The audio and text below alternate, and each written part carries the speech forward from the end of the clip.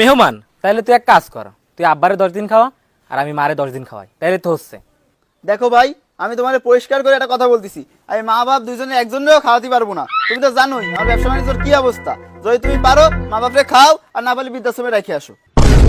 এরা তো নিজের মা বাপরেই খাওয়াতে পারতেছে না, তাহলে আমারে খাওয়াবে নাকি রে? আচ্ছা যাই তো দেহি। আসসালামু আলাইকুম। ওয়ালাইকুম আসসালাম। চাচা আপনি বসেন বসেন চাচা বসেন।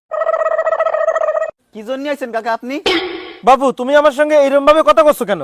আমি তোমাকে কুটুম্ব। এই চুপ কর। বাবু অনেক গরম লাগিছে, একটা ফ্যানের ব্যবস্থা কর না। আচ্ছা চাচা আপনি বসেন, আমি দেখতেছি।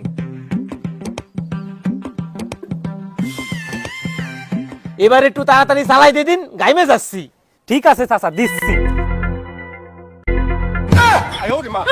তুই কি আমার সঙ্গে মজা করতেছিস? একটু ভালো করে চালাই দে।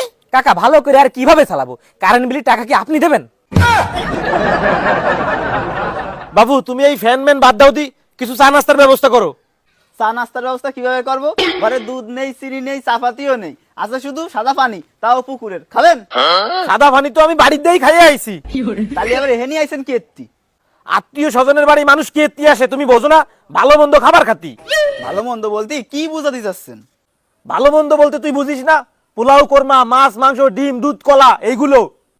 ও চাচা, এই পোলাও কুরমা মাছ মাংস ডিম দুধ এইগুলো না আপনি লাস্ট 2 বছরে চোখি দিয়েছেন। বাজার ঘাটে যে পরিস্থিতি, আর আপনি আইছেন এই মাছ মাংস ডিম খাতি। আমাকে ঘরে ওই 6 মাসের ডাইল জ্বালানো আছে, ওই যদি খাতি পারেন আসেন, এইটুকু আছে একটু ভাগে পাবে না, আর না এলে চাচা বিদায় হয়ে যায়।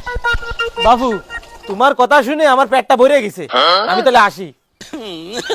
তোমাকে তা তোমরা খাও, জুলা বড়।